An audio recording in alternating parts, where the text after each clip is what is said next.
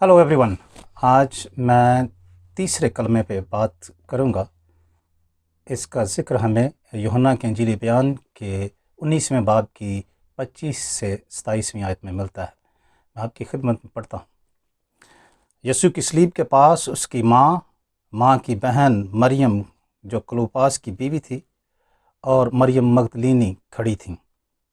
जब यीशु ने अपनी माँ को और अपने एक अजीज़ शागिर्द को नज़दीक ही खड़े देखा तो माँ से कहा, आए खातून, अब से तेरा बेटा ये है। और शागिर्द से कहा, अब से तेरी माँ ये है। वो शागिर्द उसी वक्त से उसे अपने घर ले गया। ये कलमा जिसे हम कहते हैं या 7 कलमात कहते हैं, मेरी दानिश्त में इन्हें 7 वाज भी कहा जा सकता है या खुतबात भी कहा जाता है।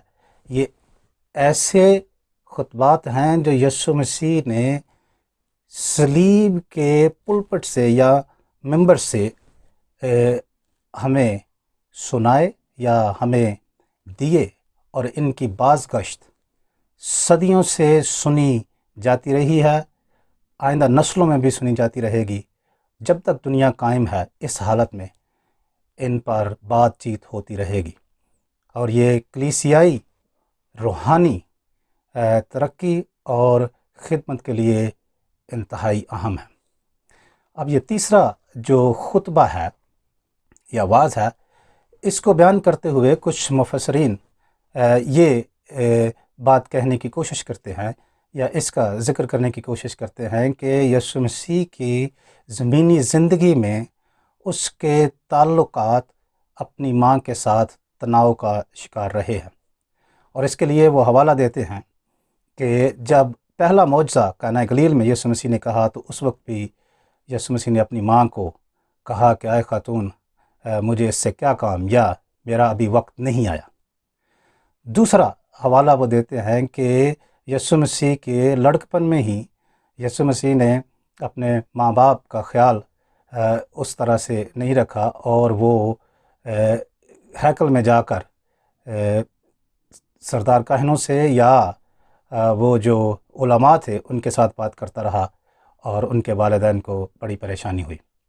तीसरा हवाला वो देते हैं या उस चीज़ का ज़िक्र करते हैं कि जब लोगों ने यीशु मसीह को बताया, जब वो तालीम दे रहे थे कि तेरे माँ बहन और भाई बाहर आए हैं, तो यीशु मसीह ने कहा कि मेरे माँ और बहन और भाई तो ये हैं। तो इस तरह से 3 चीज़ों का ज़िक्र करके वो कहते हैं कि लगता है कि यीशु मसीह का जो ताल्लुक़ था वो अपनी माँ के साथ तनाव का शिकार रहा है। मैं ये समझता हूँ ये दुरुस्त तालीम नहीं है। यीशु मसीह के मिशन के सियाक़ व सबाक़ में या अनाजील के ओवरऑल सियाक़ व सबाक़ में ये तशरीह दुरुस्त नहीं है, क्योंकि यीशु मसीह एक ख़ास मकसद के लिए एक ख़ास मैनिफेस्टो लेकर आए थे। इसलिए खुदा की मर्ज़ी, अपने बाप की मर्ज़ी उन्हें पूरी करना और उस मैनिफेस्टो को पाया तकमील तक पहुंचाना उनका मिशन था और वो उसको तरजीह देते थे। लिहाजा इस तौर से ये जो तशरीह की जाती है कि यीशु मसीह का ताल्लुक़ अपने माँ के साथ तनाव का शिकार था, दुरुस्त नहीं है। अब ये जो खुतबा है या ये जो वाज़ है या कलमा है, जैसा भी आप कहना चाहें, ये इसका हमारे साथ क्या ताल्लुक़ है या आज की दुनिया के साथ इसका किस तरह से इतलाक़ किया जा सकता है। मैं ये समझता हूँ कि यीशु मसीह बावजूद जानकनी की हालत में, बावजूद इसके कि वो ख़ुद बहुत तकलीफ़ और तंगी का शिकार थे, उन्होंने अपने मिशन को नज़रअंदाज नहीं किया।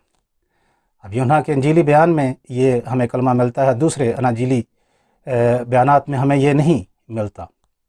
इसकी बहुत सारी वजूहात हो सकती हैं। मैं ये समझता हूँ कि यूहन्ना यीशु मसीह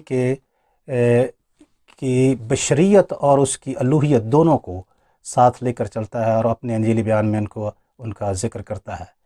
और जहाँ पर वो यीशु मसीह की अलूहियत को बहुत वाज़ेह तौर पर बयान करता है, या वहाँ पर वो उसकी बशरियत को भी वाज़ेह करता है। उसने आगे चलकर اس کا ذکر کیا ہے جب یسوع مسیح نے اپنی جسمانی تکلیف کا ذکر کیا کہ میں پیاسا ہوں، اور یہاں پر بھی اس واعظ میں وہ یسوع مسیح کی بشریت کو ظاہر کرتا ہے کہ وہ بطور پلوٹا ہونے کے، جس کی ذمہ داری تھی کہ وہ اپنی والدہ کا یا اپنے والدین کا خیال رکھے، وہ اس ذمہ داری کو نہیں بھولا اور اس نے بڑے احسن طریقے سے اس کو نبھایا۔ دوسری بات یہ کہ وہ خدا کے کلام کو، شریعت کو بڑے واضح طور پر جانتا تھا، اور اس کو پتہ تھا کہ یہ حکم دیا گیا ہے کہ تو اپنے ماں باپ کی عزت کرنا۔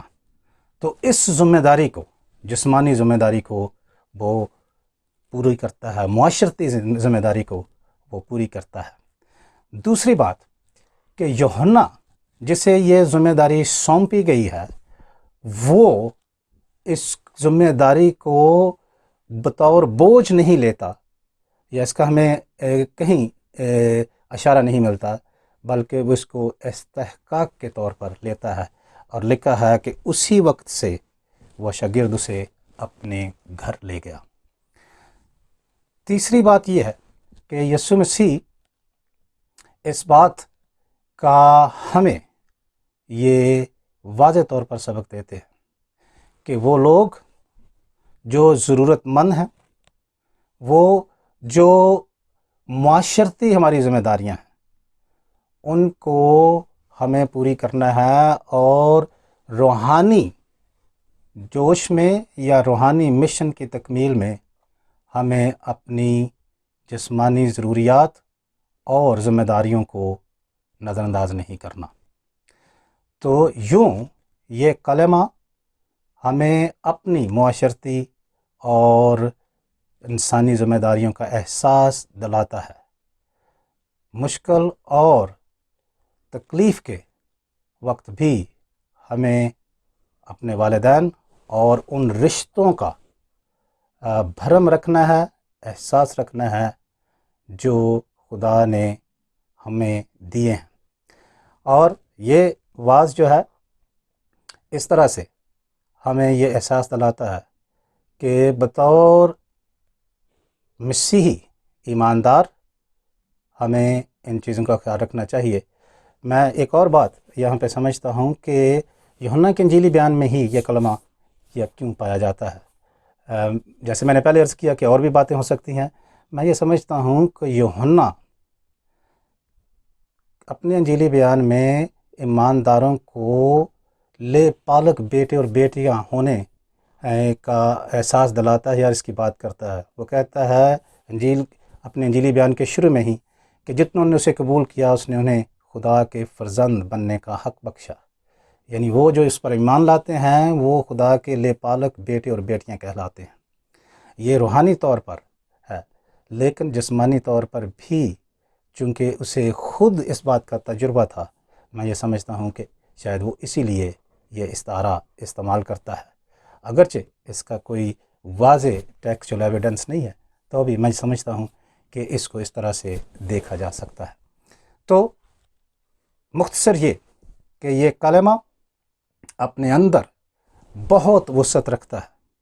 ہمارے معاشرے میں کلیسیاؤں کو اور ایمانداروں کو یہ ذمہ داری دی گئی ہے کہ نہ صرف اپنے والدین کی وہ عزت اور احترام کرے اور ان کی دیکھ بھال کرے، بلکہ ہر وہ شخص جو ضرورت مند ہے اس کی ضرورت کا خیال رکھیں، اس کی دیکھ بھال کریں، اور اس کی محافظت اور احساس کرنا ہم ایمانداروں کی ذمہ داری ہے، اور ہمیں اس ذمہ داری کو بطور بوجھ نہیں لینا چاہیے، بلکہ بطور استحقاق اس کو لینا چاہیے۔